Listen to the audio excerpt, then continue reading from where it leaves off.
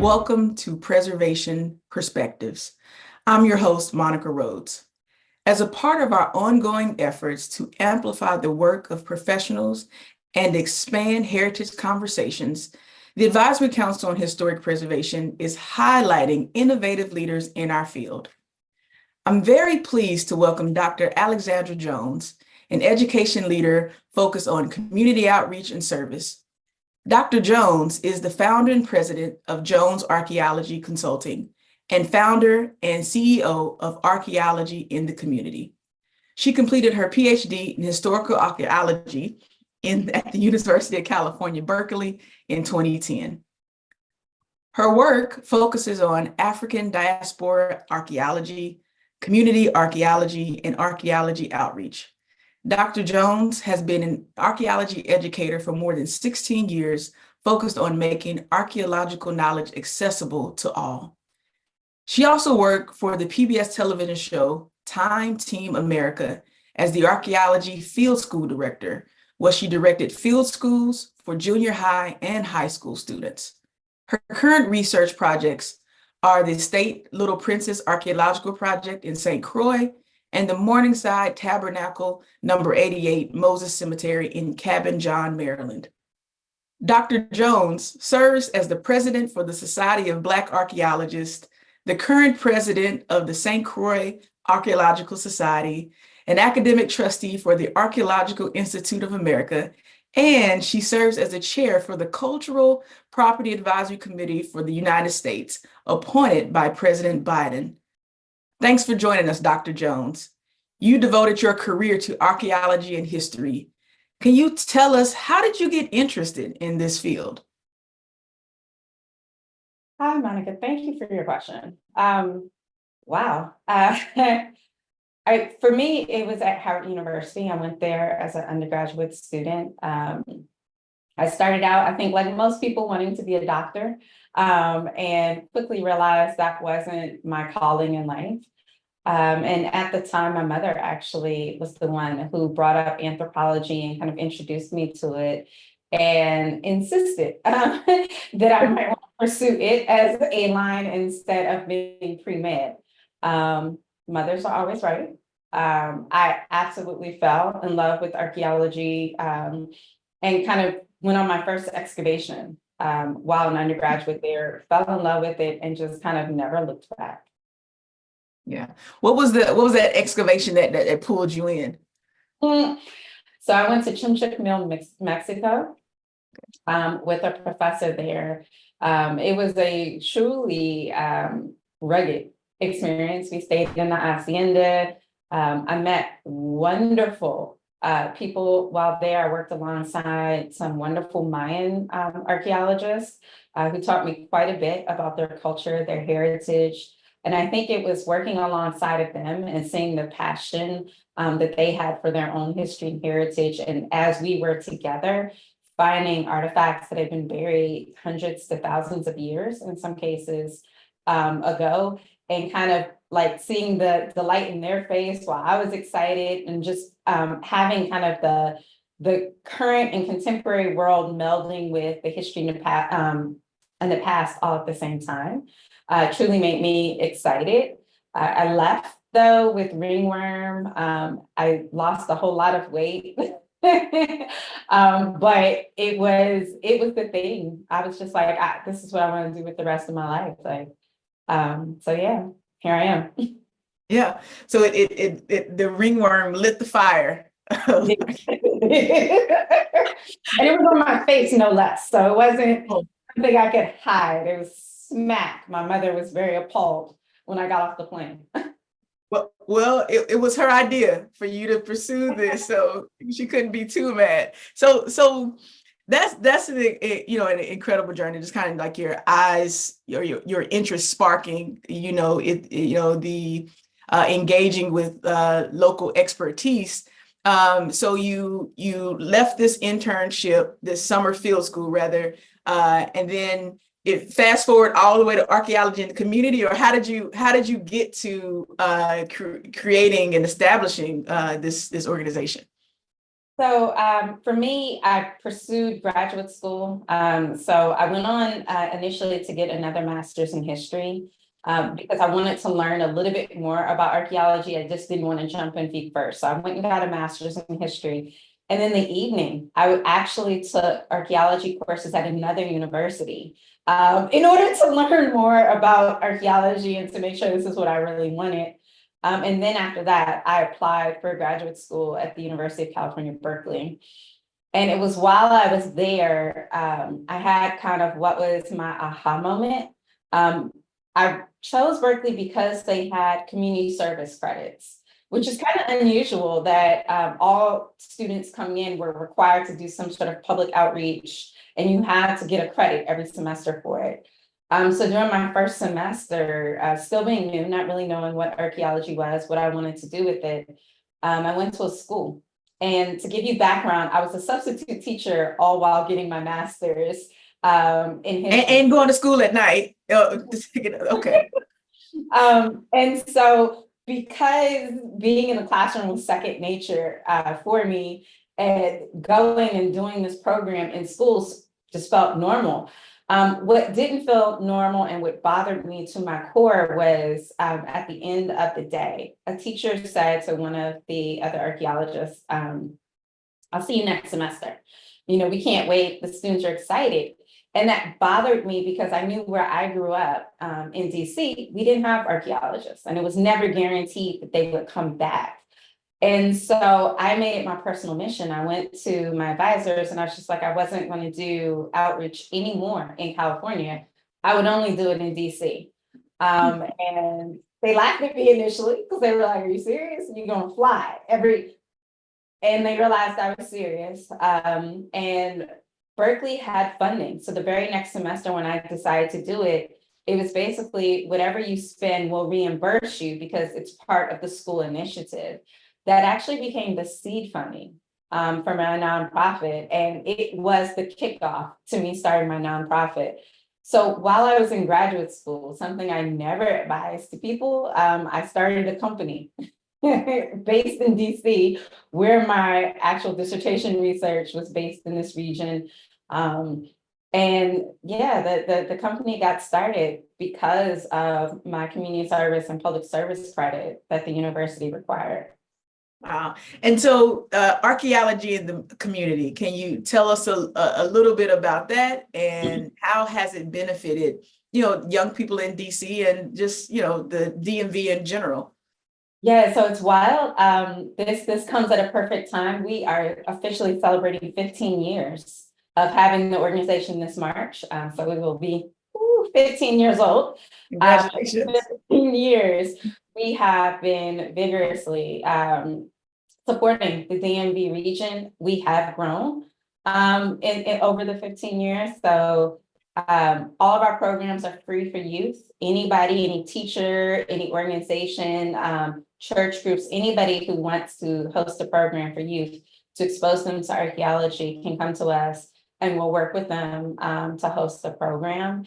Generally, the only time there is a fee associated is when you want a very highly specialized program for the youth or an extended program where we're looking at weeks at a time.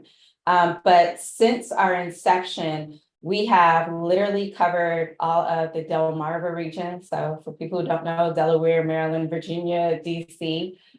We do programs in Pennsylvania. We've done programs in New York.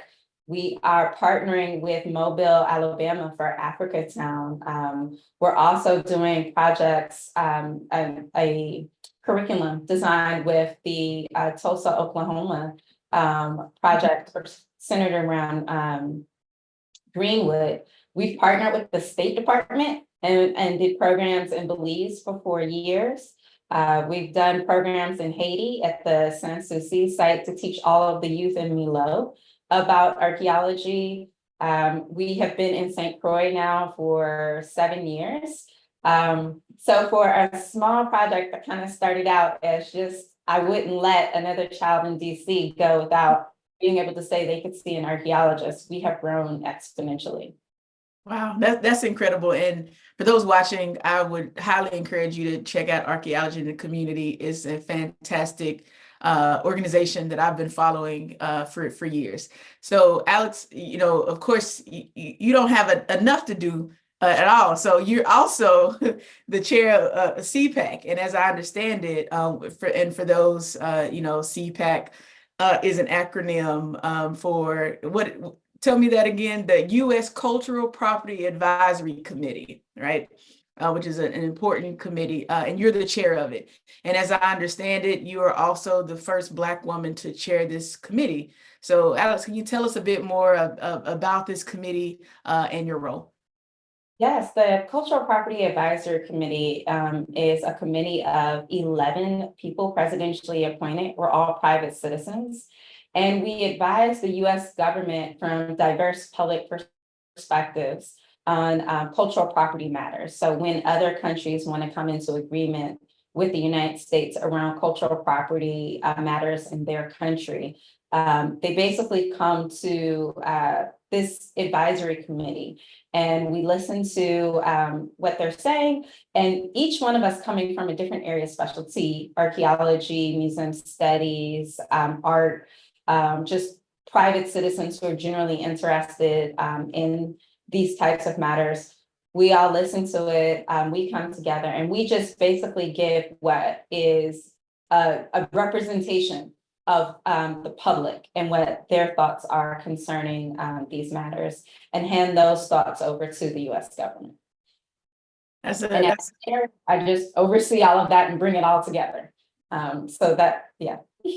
Yeah, well, that's sounds like an incredibly important role as we think about our place in the world, and that the work that you're helping to lead as chair is central to that.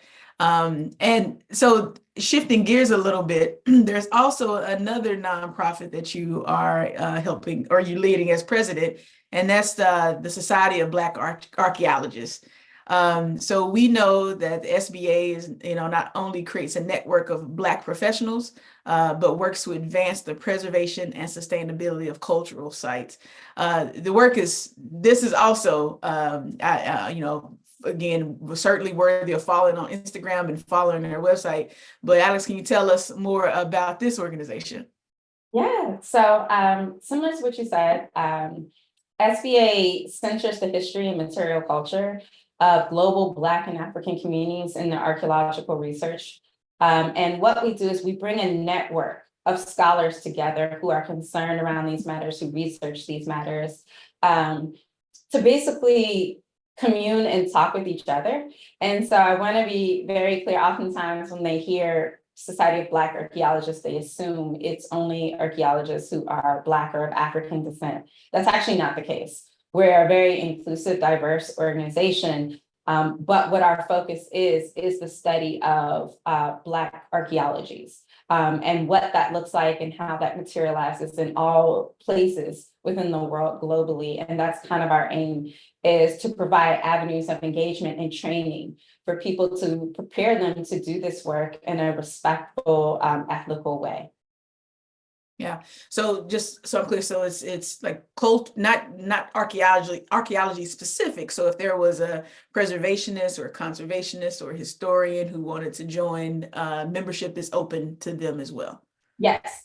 As long as in some avenue their work intersects with the research of archaeology. And as we all know, archaeology intersects with everything.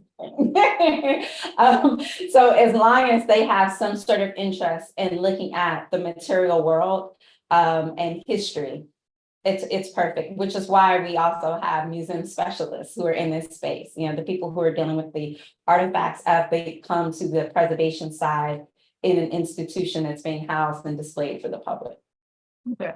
So in addition to your role as, the chair of CPAC, the president of Society of Black Archaeologists, founder of archaeology in the community, you also have a consulting firm where you're working on some projects. Can you talk about the projects that you're currently leading in your consulting practice?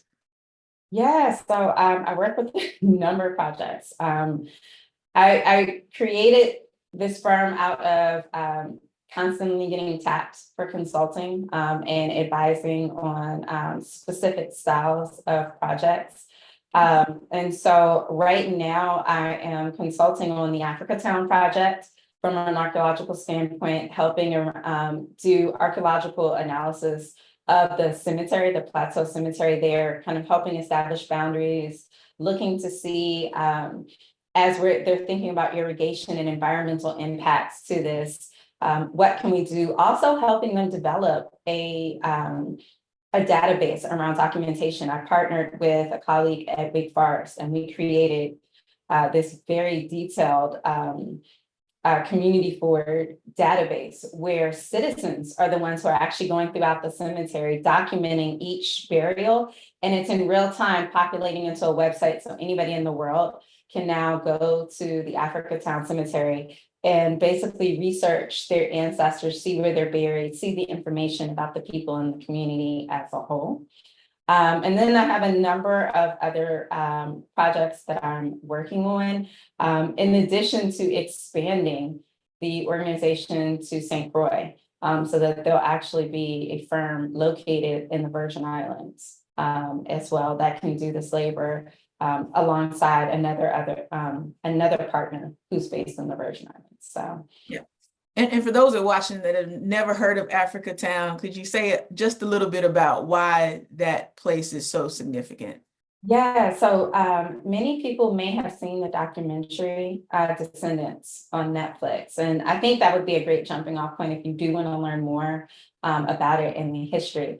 But what it is an area in Mobile, Alabama, where the last slave ship came into, or documented slave ship came into the US, but it was a lot of controversy behind this ship. Did it exist? Did it happen? The descendants of the people from the ship for years had argued that this had happened and this is how their ancestors got here.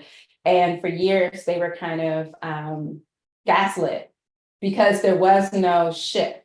And then a few years ago, underwater archaeologists actually discovered the remnants of the ship, and the story came out that the ship was basically burned so that the evidence could be hidden, and it validated a whole community, their history, their heritage.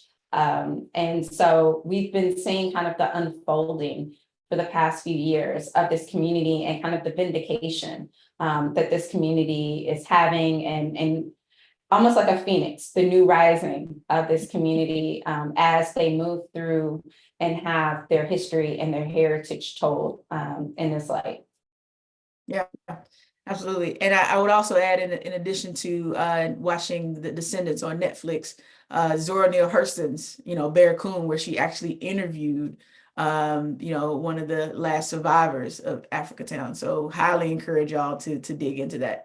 So here's the one of my last questions that I have. So as we think about our work, and both of our work is rooted in the past, but we're both thinking about what is the future of this look like? Who are the future practitioners? What stories will they be helping to preserve and manage? So from your opinion, in your estimation, having worked in this field for almost 2 decades now, how do we do a better job of introducing this work, the importance of this work to young people? It needs to be socially. Started a whole organization about it. I'll say, I know you started a whole organization to help fill it, but are there other ways that the field of cultural resources should be lifting, and what should we be thinking about to engage? I think we have to change the way we do our work. Traditionally, our work has always been academic centered. And I think what happens is if we keep in the same paradigm that we have been, which is the ivory tower, we write books, we go to conferences, we're going to continue to age, to become those dusty books that nobody cares about, to lose funding, to not have the support, and to not have new practitioners coming into our preservation fields. And I think where our fields are going now is being more socially and culturally relevant. In talking about the importance of what we do, it means fighting for social justice. It means using our superpowers of being these preservationists to show how the history informs the present, and how if we actually know our history, we can basically illuminate the power of the communities that exist today, and showing them that you come from this powerful group of people, and that resilience does exist in your community in various forms. And through collaborating with people with expertise, such as historians, such as preservationists, such as archaeologists, anthropologists, you could then use that information to inform how you move and march forward into the future. So I think as we go to youth, explaining what the point of this is, how this can empower you, and showing them that it's socially relevant. So showing them how something that is affecting them today and bothering them today, you can use one of these fields to fight it, change it, and make it look different in the future. Beautifully stated. And again, for those watching, if you are looking for an example of what that looks like, how do you put that into practice? You need to look no further than Dr. Jones's career. So, Alex, thank you so much for this incredible conversation. Really appreciate you. And for those tuned in, please be sure to follow the ACHP on Facebook, Twitter, Instagram, LinkedIn, and YouTube to keep up with the latest in historic preservation news. I'm Monica Rhodes. Thank you for joining us on Preservation Perspectives.